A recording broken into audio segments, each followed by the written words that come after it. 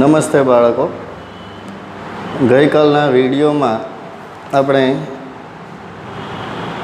WH વાળા પ્રશ્નો એના 5 ઉદાહરણ જોયા હતા. હવે આપણે એક્ટિવિટીમાં જે આગળ વાક્ય બીજા આપેલા છે બુકમાં ગ્રામરની એ જોઈશું.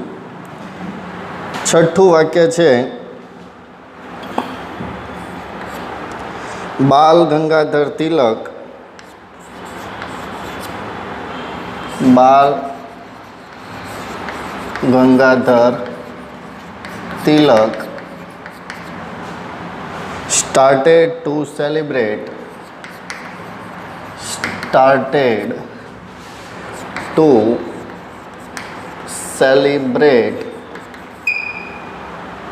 ગણેશ ઉત્સવ.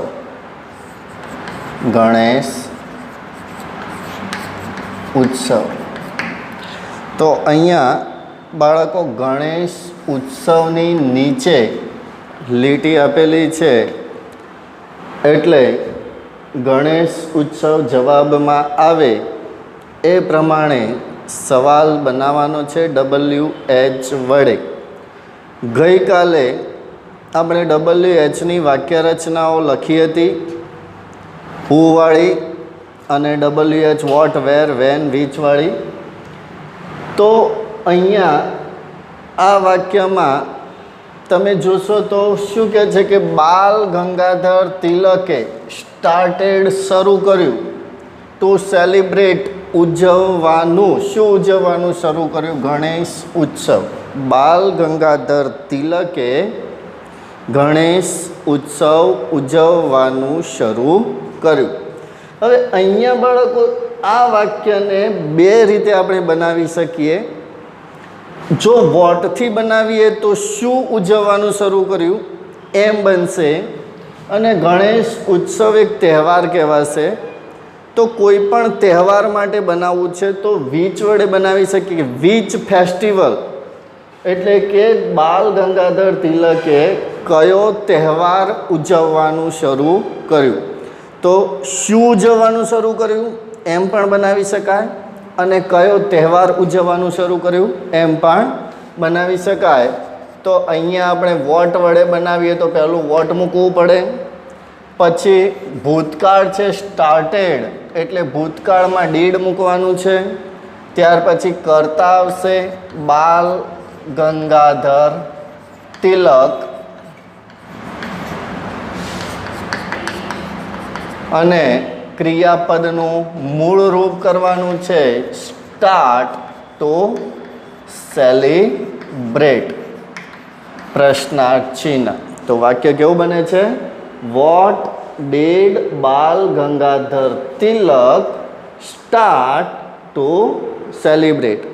બાલ ગંગાધર તિલકે શું ઉજવવાનું શરૂ કર્યું? વીજથી પણ હું બનાવી દઉં છું. વીજથી બનાવીએ તો વાક્ય કેવું બનશે? Which festival.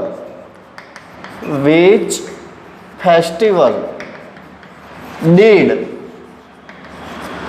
બાલ ગંગાધર તિલક. બાલ ગંગાધર તિલક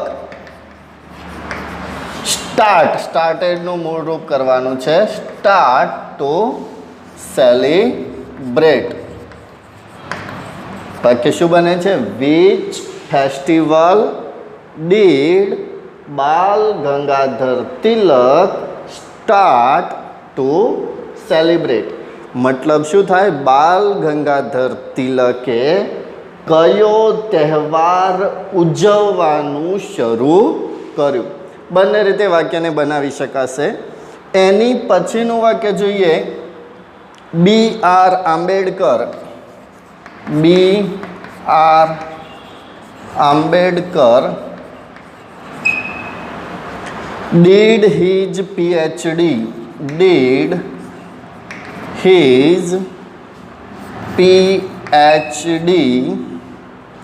and bar at law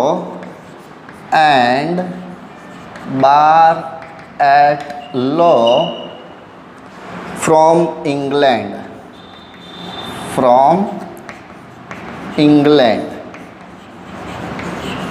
તો અહીંયા ફ્રોમ ઇંગ્લેન્ડની નીચે લીટી આપેલી છે કે BR આંબેડકરે ડીડ, અહીંયા જેમ સ્ટાર્ટેડ મુખ્ય ક્રિયાપદનું ભૂતકાળનું રૂપ છે એમ ડુનું ભૂતકાળ ડીડ છે. અહીંયા પ્રશ્ન વાક્ય બનાવવા માટે જે ડીડ વપરાય છે તે ડીડ નથી. ધ્યાન રાખજો બાળકો, અહીંયા મુખ્ય ક્રિયાપદ તરીકે ડીડ વપરાયેલું છે. BR આંબેડકરે ડીડ કર્યું. His PhD and બારેટ law, PhD અને બારેટ લોની ડિગ્રી ફ્રોમ ઇંગ્લેન્ડથી. એટલે કે BR આંબેડકરે PhD અને બારેટ લો ઇંગ્લેન્ડથી કર્યું. તો ક્યાંથી કર્યું એવું પૂછાશે, એટલે વેર વડે પ્રશ્ન બનાવવો પડશે. Where did. હવે આ ડીડ તે આ ડીડ નથી, મેં હમણાં કીધું એમ ધ્યાન રાખજો. આ ડુનું ભૂતકાળ મુખ્ય ક્રિયાપદ તરીકે વપરાયેલું છે. આ ડીડ એ સહાયકારક ક્રિયાપદ તરીકે દરેક પ્રશ્ન વાક્યમાં ભૂતકાળમાં આપણે વાપરીએ છીએ તે ડીડ છે, એટલે કે આ સહાયકારક ક્રિયાપદ છે. એના પછી શું આવશે? કરતા આવશે BR Ambedkar. What did where did BR Ambedkar. અહીંયા ક્રિયાપદનું ડીડનું મૂળ રૂપ કરવું પડશે. જેમ આપણે અહીંયા સ્ટાર્ટેડનું શું કર્યું? સ્ટાર્ટ કર્યું. એવી જ રીતે અહીંયા ડીડનું શું કરવું પડશે? મૂળ રૂપ થશે do his PhD and bar at law. પ્રશ્નાચિહ્ન. BR આંબેડકરે તેમની PhD અને બારેટ લો ક્યાંથી કર્યું? તો જવાબ મળે કે ઇંગ્લેન્ડથી કર્યું. એના પછીનો સવાલ છે, બાલ ગંગાધર તિલક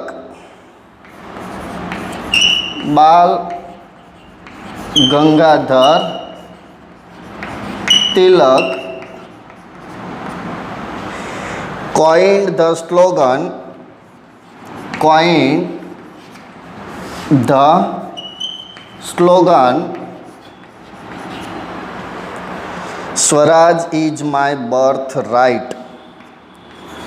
Swaraj is my birthright.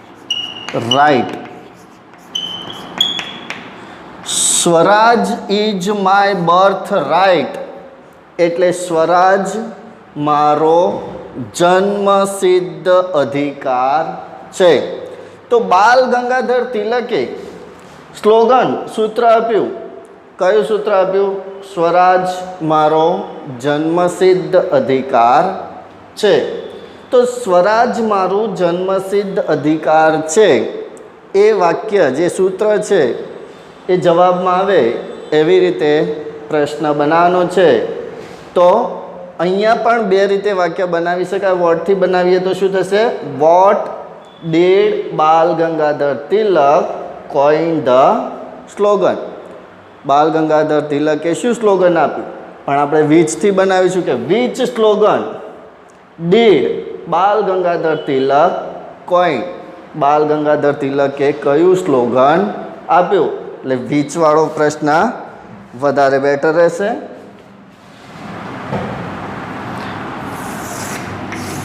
તો વિચ સ્લોગન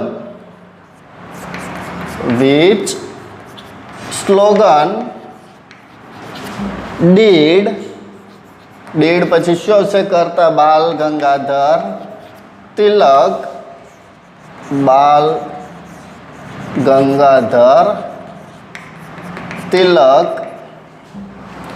કોઈનનું મૂળ રૂપ કરવું પડશે કોઈન.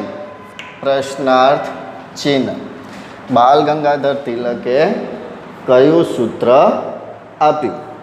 તો જવાબ મળશે સ્વરાજ ઇઝ માય બર્થ રાઇટ. એના પછી છે Manmohan Singh.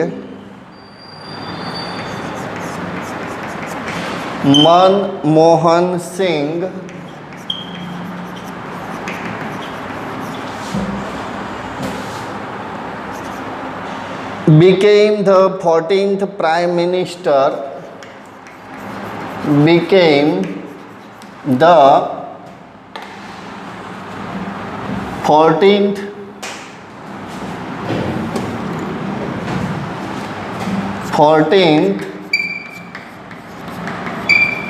Prime Minister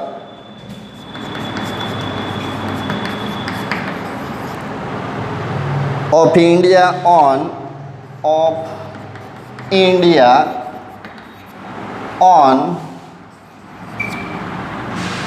22nd May 2004. 22nd May 2004.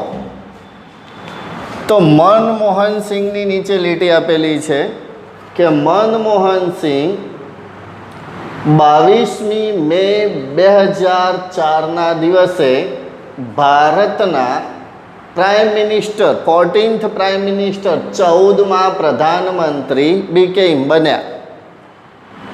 22મી મે 2004ના દિવસે મનમોહન સિંહ ભારતના 14મા પ્રધાનમંત્રી બન્યા. હવે મનમોહન સિંહ એટલે કર્તાની જગ્યાએ લીટી આપેલી છે, તો કર્તાના સ્થાને શું મૂકવું પડશે? હું મૂકી દેવાનું છે. હું વાળું વાક્ય આવે આવું, તો પાછળ બીજો કોઈ ફેરફાર કરવાનો આવતો નથી. પાછળનું વાક્ય આપણે એમના એમ મૂકી દઈએ અને છેલ્લે પ્રશ્નાર્થ ચિહ્ન આવી જશે. તો who became the 14th Prime Minister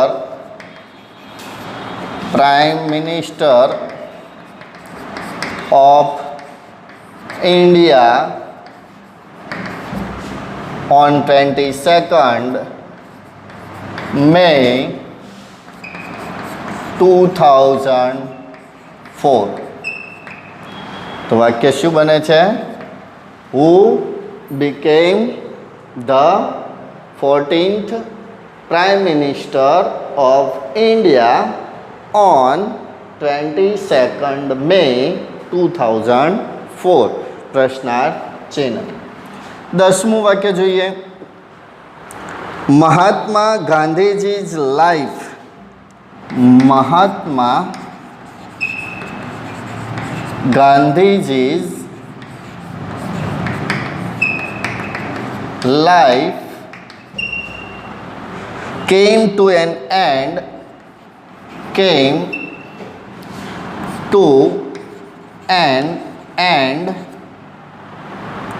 on January 30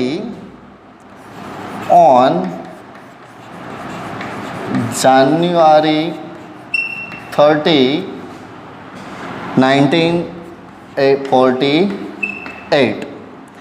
On January 30 1948ની નીચે લીટી આપેલી છે. તો વાક્યનું ગુજરાતી શું થશે? મહાત્મા ગાંધીજીના જીવનનો કેમ એન્ડ એન્ડ અંત આવ્યો ઓન જાન્યુઆરી 13 1948. 30મી જાન્યુઆરી 1948માં મહાત્મા ગાંધીજીના જીવનનો અંત 30મી જાન્યુઆરી 1948ના દિવસે આવ્યો હતો. મતલબ કે એમનું મૃત્યુ થયું હતું. તો અહીંયા સમય આપેલો છે જાન્યુઆરી 30 1948. એટલે સમય માટે કયો શબ્દ વપરાશે? વેન. તો વેન વડે પ્રશ્નાર્થ વાક્ય બનશે. વેન પછી શું આવશે? સહાયકારક ક્રિયા પર ડીડ. પછી કર્તા કોણ છે? મહાત્મા ગાંધીજી. મહાત્મા ગાંધીજી's લાઈફ. કેમ ભૂતકાળ છે, તો એનું મૂળ રૂપ કરવું પડશે come to an end. When did Mahatma Gandhi's life come to an end? મહાત્મા ગાંધીજીના જીવનનો અંત ક્યારે થયો હતો? તો જવાબ મળે કે 30મી જાન્યુઆરી 1948. એના પછી વાક્ય છે કલાપી wrote the poem ગ્રામ માતા. કલાપી wrote ધ પોયમ ગ્રામ માતા. ગ્રામ માતા.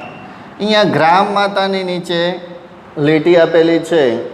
વાક્યનું ગુજરાતી શું થશે? કલાપીએ રોટ લખ્યું ધ પોયમ એટલે કવિતા, કાવ્ય ગ્રામ માતા. કલાપીએ ગ્રામ માતા કવિતા લખી. તો પ્રશ્ન શું પૂછીશું કે કલાપીએ કયું પોયમ લખ્યું? કલાપીએ કયું પોયમ મતલબ કે કવિતા લખી. જો વર્ડથી બનાવીએ તો શું થાય? કલાપીએ શું લખ્યું? તો પોયમ શબ્દનો ઉપયોગ એમાં થશે નહીં. એટલા માટે અહીંયા શેનો ઉપયોગ કરવો પડશે? વિચનો ઉપયોગ કરવો પડશે. Which poem, which poem. પછી શું આવશે? ડીડ. પછી કરતા કલાપી છે તો કલાપી.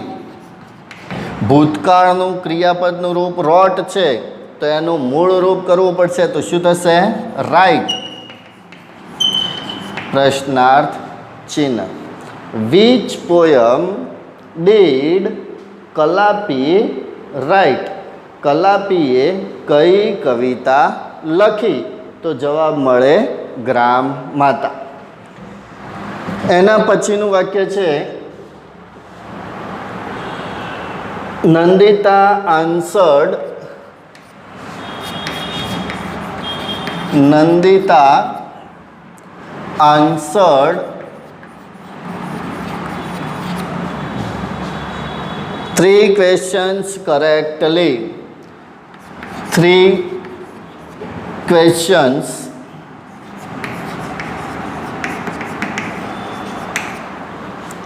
correctly.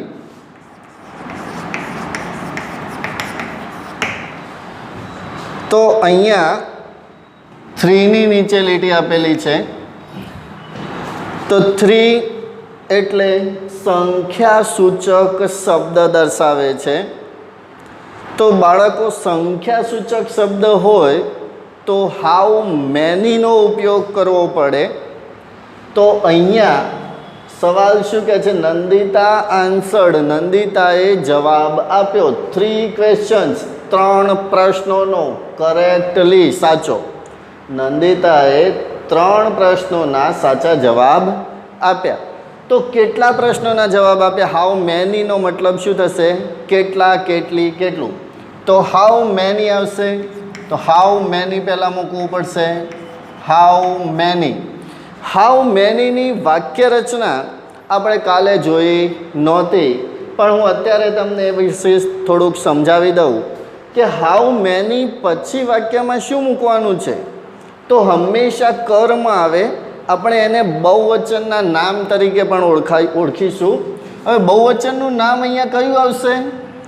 તો જે સંખ્યાસૂચક શબ્દ છે 3, તો એની પછી હંમેશા નામ બહુવચનમાં જ આપેલું હોય અને એ સંખ્યાસૂચક શબ્દના પછીનું જે નામ છે એ જ હંમેશા હાઉ મેની પછી મૂકવું પડે. તો અહીંયા શું આપેલું છે? સંખ્યાસૂચક શબ્દની પછી ક્વેશ્ચન્સ. તો ક્વેશ્ચન્સ અહીંયા આવશે હાઉ મેની ક્વેશ્ચન્સ. કોઈ પણ પ્રશ્ન હાઉ મેની વડે બનાવવાનો હોય ત્યારે આ જ વસ્તુને ધ્યાનમાં રાખવાની. સંખ્યાસૂચક શબ્દની પછી જે નામ બહુવચનમાં આપેલું હોય એને હાઉ મેની પછી મૂકવાનું છે. પછી શું આવશે? તો ભૂતકાળ છે તો ભૂતકાળનું સહાયકારક ક્રિયાપદ ડીડ આવશે. ત્યાર પછી કર્તા. કર્તા કોણ છે? નંદિતા. તો નંદિતાનું નામ લખીશું. ત્યાર પછી ક્રિયાપદનું મૂળરૂપ. અહીંયા ક્રિયાપદનું ભૂતકાળ છે આન્સર્ડ, તો એનું મૂળરૂપ કરીશું આન્સર. અન્ય શબ્દ છેલ્લે શું વધે છે? કરેક્ટલી. તો એને મૂકી દઈએ કરેક્ટલી. પ્રશ્નાર્થ ચિહ્ન. તો આખું વાક્ય કેવું બને છે? How many questions did Nandita answer correctly? નંદિતાએ કેટલા પ્રશ્નોના સાચા જવાબો આપ્યા? તો જવાબ મળશે 3. તો હાઉ મેનીવાળી વાક્યરચના સમજી લેજો. હાઉ મેની અને હાઉ મચ બંનેની વાક્યરચના સેમ બને છે. વાક્યરચનામાં ફરક એટલો પડશે કે હાઉ મચ આવશે અહીંયા, ત્યારે અહીંયા બહુવચનનું જે નામ છે બહુવચનનું નામ નહીં હોય. કેમ? કારણ કે હાઉ મચ એટલે કેટલી, કેટલું, કેટલા થાય. પણ હાઉ મચનો ઉપયોગ ક્યારે થાય છે? જથ્થો દર્શાવવા માટે, દ્રવ્ય દર્શાવવા માટે, લિક્વિડ માટે. તો લિક્વિડ માટે અહીંયા વોટર હોય તો વોટર્સ લખવાની જરૂર ના હોય, મિલ્ક હોય તો મિલ્ક્સ લખવાની જરૂર ના હોય. તો એ પ્રવાહી દર્શક શબ્દ કે જથ્થા દર્શાવતો જે શબ્દ છે એ હાઉ મચ પછી કયો હશે? એક વચનમાં જ હશે. પણ એ ક્યાં આપેલો હશે વાક્યમાં? તો અહીંયા જથ્થા દર્શક શબ્દ જે બતાવે કે લિટલ, મચ, મેની એવું કંઈ પણ બતાવેલું હોય, વજનમાં બતાવેલું હોય, ત્યારે પણ મચનો ઉપયોગ કરવો પડશે. એના પછીનું વાક્ય જોઈએ કે કનૈયાલાલ મુનશી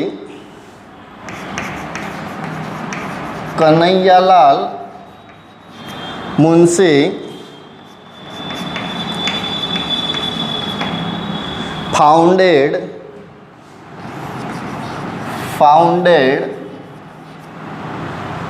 ભારતીય વિદ્યા ભવન.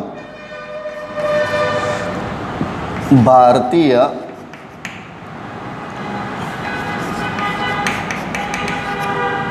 વિદ્યા ભવન. કનૈયાલાલ મુનશીએ, સોરી લીટી અહીંયા કનૈયાલાલ મુનશીની નીચે આપેલી છે. લીટી આપેલી છે કનૈયાલાલ મુનશીની નીચે અને વાક્ય શું છે?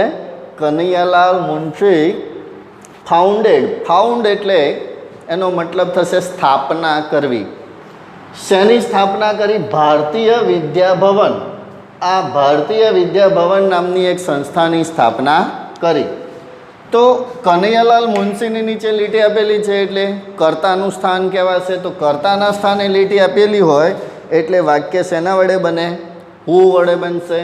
તો અહીંયા મૂકી દઈએ હુ, પછી આગળનું વાક્ય એમને એમ જ આવશે ફાઉન્ડેડ ભારતીય વિદ્યા ભવન. હુ ફાઉન્ડેડ ભારતીય વિદ્યા ભવન. ભારતીય વિદ્યા ભવનની સ્થાપના કોણે કરી હતી? તો જવાબ મળશે કે કનૈયાલાલ મુનશીએ. એના પછી વાક્ય છે કનૈયાલાલ મુનશી ફાઉન્ડેડ. કનૈયાલાલ મુનશી ફાઉન્ડેડ ભારતીય વિદ્યા ભવન. વાક્ય એના એ જ છે પણ લીટી અલગ જગ્યા ઉપર આપેલી છે વિદ્યા ભવન. તો અહીંયા લીટી ભારતીય વિદ્યા ભવનની નીચે આપેલી છે. કનૈયાલાલ મુનશીએ ભારતીય વિદ્યા ભવનની સ્થાપના કરી, પણ અહીંયા લીટી ક્યાં આપેલી છે? ભારતીય વિદ્યા ભવનની નીચે. તો આપણે વર્ડથી બનાવી શકીએ કે કનૈયાલાલ મુનશીએ શું સ્થાપના કરી, મતલબ કે શેની સ્થાપના કરી? તો જવાબ મળશે કે ભારતીય વિદ્યા ભવન. તો what did Kanaiyalal Munshi founded. ફાઉન્ડેડનું મૂળ રૂપ કરી દેવું પડશે found. What did Kanaiyalal Munshi found. કનૈયાલાલ મુનશીએ શેની સ્થાપના કરી? તો જવાબ મળશે ભારતીય વિદ્યા ભવન. છેલ્લું વાક્ય છે doctor S Radhakrishnan's education began and ended in Chennai. Doctor S રાધાકૃષ્ણન્સ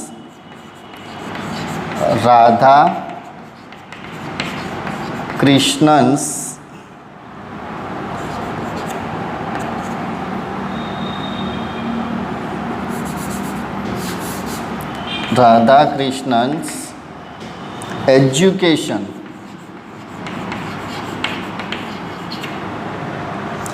began and ended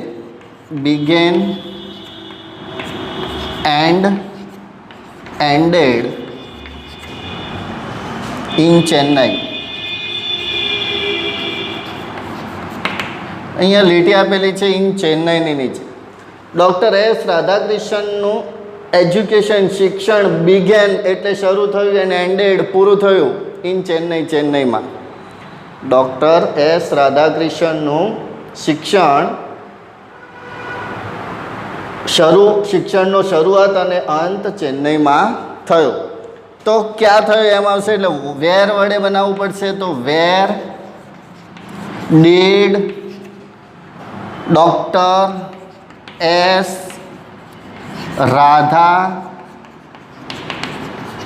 કૃષ્ણન્સ education began ભૂતકાળ છે એનું મૂળ રૂપ કરીએ તો બિગિન થશે. બિગિન એન્ડ એન્ડેડ ભૂતકાળ છે તો એનું મૂળ રૂપ કરીએ તો એન્ડ. Begin and and. તો ડૉક્ટર રાધાકૃષ્ણનું શિક્ષણ ક્યાં શરૂ અને પૂરું થયું? તો જવાબ મળે કે ચેન્નઈમાં. તો આ રીતે આપણે આ બીજી એક્ટિવિટીમાં WH વાળા જે પ્રશ્નો હતા એ પ્રશ્નો જોયા. નેક્સ્ટ પીરિયડમાં આગળની એક્ટિવિટી જોઈશું.